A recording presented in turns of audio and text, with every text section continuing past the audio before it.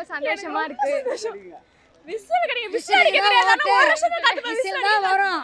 Vijay sir மட்டும் தான் வருவார் முதலமைச்சர். அடுத்தது விஜய் சார் மட்டும் தான். ஆமா, எங்களுக்கோசம் வந்து விசில் தான், வேற யாரும் கிடையாது. விசில் தான் எல்லாம் வந்து எல்லாமே. அண்ணன் வந்து எல்லா கட்சியும் கேட்குறாங்க, அண்ணன் வெளியே வர மாட்டாரா வெளியே வர மாட்டான்னு. வெளியே வந்து பார்த்தா சென்னை ஃபுல்லாக கேலி. நாங்கள் வந்து யாருக்கும் தொந்தரவு பண்ணல.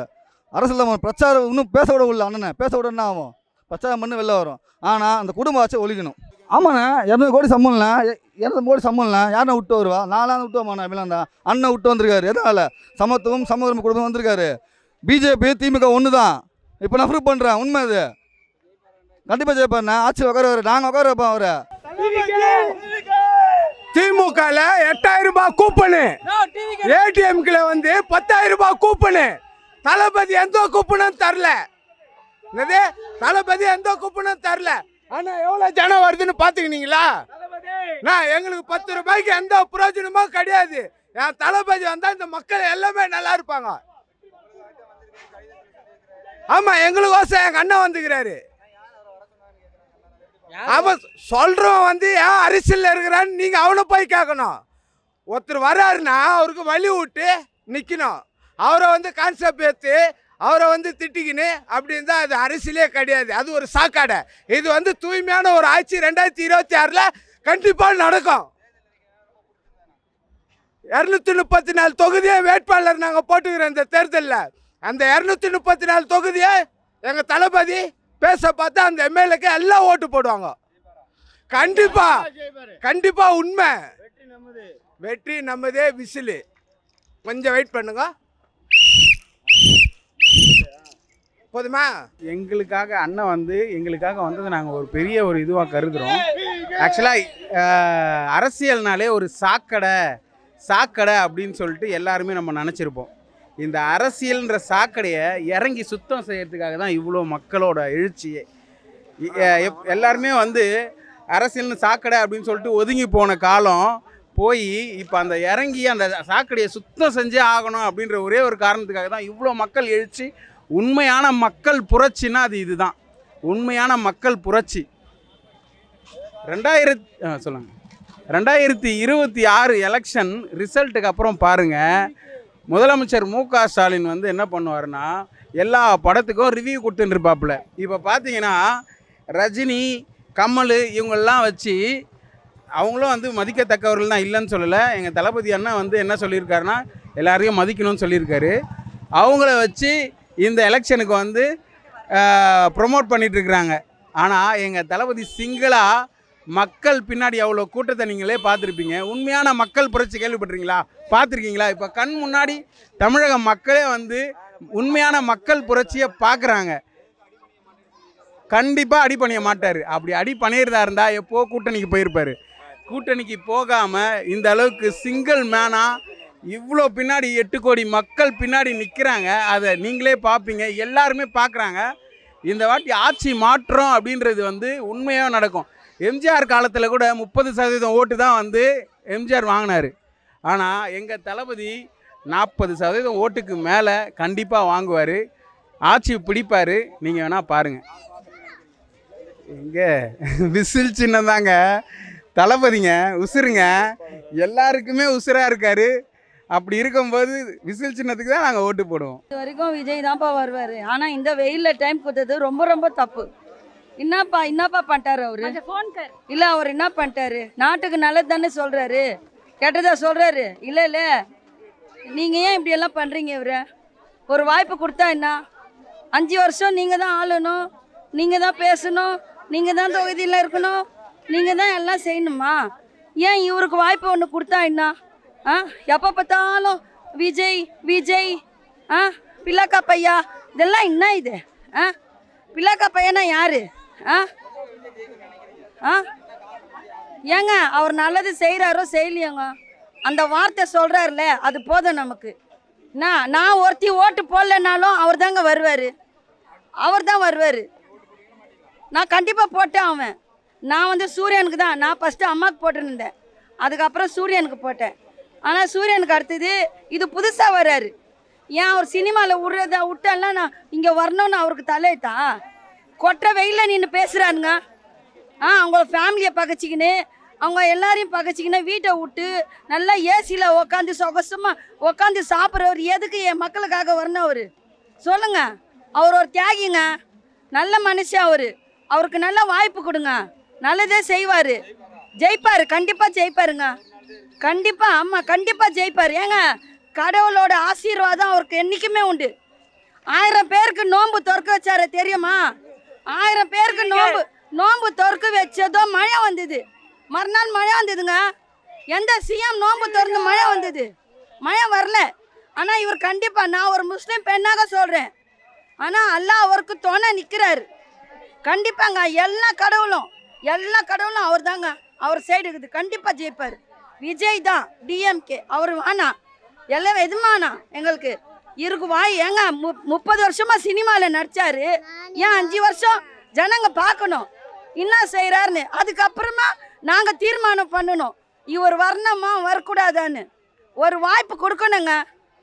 இன்னும் எவ்வளவோ இருக்குது ஆட்சியில், ஒரு வாய்ப்பு கொடுக்கணும். அண்ணனுக்காக தான் வந்திருக்கோம், அண்ணனுக்காக தான் அவ்வளோ லாங்லேருந்து வரோம். எல்லாமே ஒரு நல்ல ஒரு யோசித்து நல்ல விஷயமா பண்ணுறாரு அண்ணன்.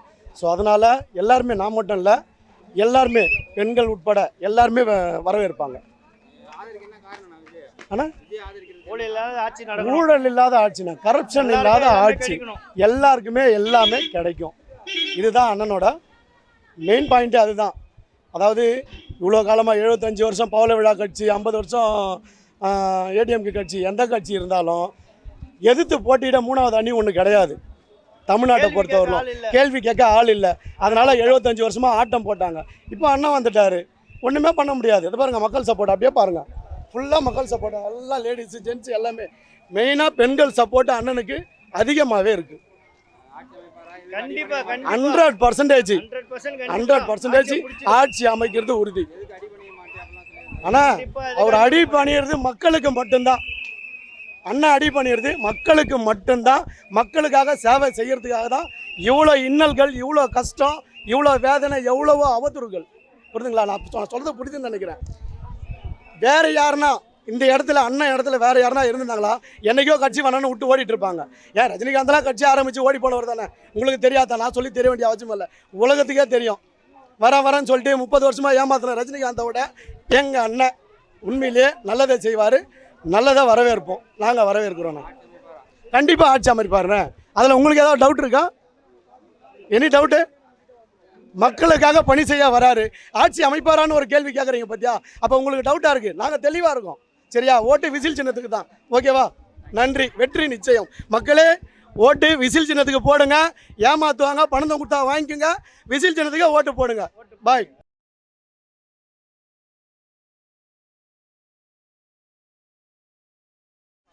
பெரம்பூர் தொகுதியிலேருந்து வரேண்ணா. எங்கள் அண்ணன் எங்கள் தொகுதியில் தான் நிற்கிறாரு. ரொம்ப சந்தோஷமாக இருக்குது. 234 தொகுதியை விட்டுட்டு, சென்னையில் உள்ள 16 தொகுதியை விட்டுட்டு எங்கள் பெரம்பூர் தொகுதியில் தான் நிற்கிறாரு. அவருக்கோசம் எங்களோட சொந்த பந்தம் எல்லாமே ஆதரவு இருக்கிறோம். புரியுதுங்களா? எந்த ஒரு குறையும் இல்லை, எங்களுக்கு எல்லாமே ஆதரவிப்பார் எங்கள் அண்ணன். அவர் ஆரம்பத்துலேருந்து அதை தானே சொல்லிட்டு இருக்காரு. அவருக்காக ஒரு வாய்ப்பு எல்லாருமே கொடுத்துட்டாங்க, இவருக்கு ஒரு வாய்ப்பு கொடுக்கணும்ல, சரிங்களா? ஒரு ரசிகனாக இருந்தவன் இப்போ நான் தொண்டனாக இருக்கிறேன். ஒரு தொண்டனாக மாறி அவருக்கு ஒரு ஆதரவு கொடுக்குறேன். ஏன் நான் மட்டும் இல்லை, என் குடும்பமே கண்டிப்பாக ஆவார். 2026 அவர் தான். காலையில் கடிதம் வெளியிட்டு இருந்ததை பார்த்தோம். எல்லாரும் வேறு லெவல் கூட்டம், செம்ம மாசான கூட்டம். இவ்வளோ கூட்டம் பார்த்ததே கிடையாது. குழந்தைங்கள்லேருந்து பெரியவங்க வரைக்கும் எல்லாருமே சூப்பராக வந்துட்டுருக்காங்க. தலைவரை பார்க்குறக்கா எல்லாரும் வெறித்தனமாக போயிட்டுருக்கோம். இப்போ ஸ்பீச்சை முடிச்சுட்டு வெளியில் வருவார். வெளியில் வந்ததுக்கப்புறம் செலிப்ரேஷன் காமிக்கிறோம். ஆமாம், கண்டிப்பாக எங்களுக்காண்டி தான் வந்திருக்காரு. நல்லது செய்வார்னு நினைக்கிறோம். கண்டிப்பாக ஓட்டு போடுவோம் நாங்கள் எல்லாருமே. ஆமாம், கண்டிப்பாக கரெக்டு தானே. கரப்ஷன்லாம் வைக்கிறதுக்கு கரெக்டாக தான் சொல்லியிருக்காரு. தமிழ்நாடை பொறுத்த வரைக்கும் 2 கட்சி தான். தீய சக்தியை அழிக்கிறோம், தூய சக்தியை தூவுறோம். தமிழ்நாடு ஃபுல்லாக கண்டிப்பாக கொடுக்க மாட்டார் அவர். நாங்கள் காசு வாங்கிட்டு ஓட்டு போட மாட்டோம், கண்டிப்பாக ஓட்டு போடுவோம். காசு நீங்கள் சொல்லுங்கள், நீங்கள் இந்த கூட்டம் எந்த இடத்துலையும் காசு கொடுத்தா கூட இந்த கூட்டம் வேற யாருக்காச்சும் வருமானு நீங்கள் ஒரு நிமிஷம் அப்படியே சுற்றி பார்த்தீங்கன்னு வச்சுக்கோங்க, உங்களுக்கே தெரிஞ்சிடும் உண்மை என்ன. கண்டிப்பாக 2026 டிவிக்கே. அது எங்கள் பார்த்தீங்கன்னா 33 வருஷமாக பார்த்தீங்கன்னா நடிகர் ஃபீலை விட்டுட்டு இப்போ எங்களுக்காக வந்திருக்காரு. அதை எங்களை நம்பி வந்திருக்காரு. நாங்கள் அவரை கைவிடாத அளவுக்கு நாங்கள் பார்த்துப்போம் தளபதியை. அதே மாதிரி தீய சக்தி திமுகவுக்கு ஓட்டு தயவு செஞ்சு போடாதீங்க அப்படின்ற எங்கள் தளபதிக்கு ஒரு வாய்ப்பு கொடுக்கணும். மாபெரும் உற்சாகமாக இருக்குது. பார்த்தீங்கன்னா நாளைக்கு எலெக்ஷனு பார்த்தீங்கன்னா இந்த வாரமாக சென்னை வந்து டிஎம்கே கோட்டைனாங்க. அதில் பெரிய ஓட்டை போடுறதுக்கு எங்கள் தளபதி வந்து ரெடி ஆகிட்டாரு. பார்த்தீங்கன்னா போகிற இடம் ஃபுல்லாக வெள்ளை காடாக இருக்குது. மக்கள் அந்தளவுக்கு வரவேற்பு உற்சாக வரவேற்பாக இருக்குது. மாபெரும் வெற்றியாக இருக்கும். இந்த சென்னையை சுற்றி இருக்கிற தொகுதி எல்லாமே டிவிகே கோட்டையாக மாறிடும். அது வர எலெக்ஷன் முடிஞ்சு ரிசல்ட்டில் தெரிஞ்சிடும். ஆமாம் சார், உங்களுக்கே தெரியும். சீட்டு அவங்க தராங்க இவங்க தராங்க எதுவுமே இல்லாமல் 2 டெல்லியும் எடுத்துட்டு தமிழ்நாட்டில் சிஎம்ஐ எடுத்து தான் அரசியல் பண்ணிகிட்டு இருக்காரு. அதை நம்பி தான் நாங்கள் எல்லாமே இருக்கோம்.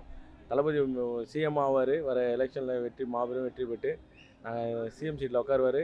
அந்தளவுக்கு தொகுதியும் எல்லா தொகுதியும் கைப்பற்றுவார். பார்த்தீங்கன்னா எடப்பாடியில் பார்த்தீங்கன்னா உங்களுக்கே தெரியும், ஒருத்தர் வாபஸ் வாங்கினார். அது இப்போ சுயேட்சைக்கு டிவி சின்னத்துக்கு பார்த்தீங்கன்னா எங்கள் தளபதி ஆதரவு கொடுத்துருக்காரு. அங்கே பார்த்தீங்கன்னா ரசிகர் மன்றத்தில் இருக்க கட்சி நிர்வாகி அனைவரும் பார்த்தீங்கன்னா உற்சாகமாக ஒர்க் பண்ணுறாங்க. அந்தளவுக்கு பார்த்தீங்கன்னா சொல்லி அடுத்த ஒரு 2 மணி நேரத்தில் வீடாக பிரச்சாரத்துக்கு ரெடி ஆகிட்டாங்க. அந்தளவுக்கு தான் இப்போ தமிழ்நாடு ஃபுல்லாகவே மாபெரும் எழுச்சியாக இருக்குது. பார்த்தீங்கன்னா இப்போ கூட பாருங்கள், நாளைக்கு எலெக்ஷனு எப்படி திருவிழா மாதிரி இருக்குது பார்த்தீங்களா? இப்போ சென்னையை எதனா ஒரு கூடல 200 500 கொடுத்தா மட்டும் தான் அந்த கூட சேரும். யாருன்னா நீங்கள் கேட்டு ஏன்னா ஒரு 100 ரூபா கொடுத்தா கூட கேளுங்க. அந்தளவுக்கு எந்த ஒரு எதிர்பார்ப்பும் இல்லாமல் ஆரவாரமாக குழந்தைங்கலேருந்து பெரியவங்க வரைக்கும் முதியோர் வரைக்கும் எல்லாருமே ஒரு ஆர்வமாக வராங்கன்னா தளபதி என்ற ஒரே ஒரு வார்த்தைக்காக மட்டுமே. தளபதி அதான் தளபதி சொல்லியிருக்காரு, காசு வாங்கினா கூட வாங்கிக்கோங்க, ஆனால் தளபதி வந்து ஒரு விசிலுக்கு தான் ஓட்டு போடணும். காசு வாங்குற சில பேர் காசே வேணான்றது அளவுக்கு இருக்காங்க. தளபதி வந்தால் போய் இப்போ போகிற இடத்துல போய் சின்ன குழந்தைங்கலேருந்து பெரியவங்களும் விசில் வச்சு டிஎம்கேவை அந்தளவுக்கு எதிர்க்கிற மாதிரி ஆயிடுச்சு. இந்த விசில் வரைய சொன்னார். பார்த்தீங்கன்னா தமிழ்நாடு ஃபுல்லாகவே விசில் வந்துச்சு. அதுலேயே அந்த அளவுக்கு எந்த அளவுக்கு உற்சாகமாக இருக்கிறோம், எந்த அளவுக்கு வாய்ப்பு இருக்குது அப்படின்றதுக்கு அதுவே ஒரு எடுத்துக்காட்டாக போச்சு. மாபெரும் எழுச்சியாக இருக்குது. தாராளமாக வரும் ப்ரோ, கான்ஃபிடென்ட்டாக இருக்கிறோம். நாங்கள் சைதாப்பேட்டை தொகுதியிலேருந்து வரோம். பார்த்தோம் கூட்டம் மக்கள் தளபதி வந்தால் நல்லா இருக்கும் பார்க்குறோம். மக்கள் கொஞ்சம் மாற்றி ஓட்டு போட்டாங்கன்னா தளபதி வரணும் 2026. ஆமாம், உண்மைதான். 2 கட்சி நடுவில் வந்து இறங்கி வந்துக்கிறப்பெல்லாம் நம்ம சப்போர்ட் பண்ணணும். ஆமாம் ஆமாம், நல்லது நடக்கணும் கண்டிப்பாக. எதுவும் இது பண்ணணும் வரணும் தான் நாங்கள் கஷ்டப்படுறோம். தளபதி வரணும்.